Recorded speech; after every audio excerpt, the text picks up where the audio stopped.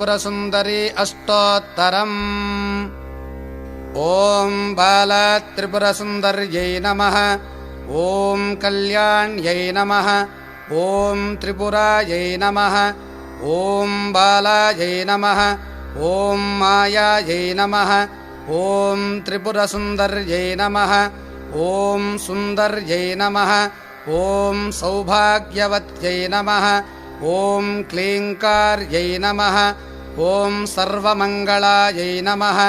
ॐ ह्रीङ्कार्यै नमः। ॐ स्कन्दजनन्यै नमः। ॐ परायै नमः। ॐ पञ्चदशाक्षर्यै नमः। ॐ त्रिलोक्यै नमः।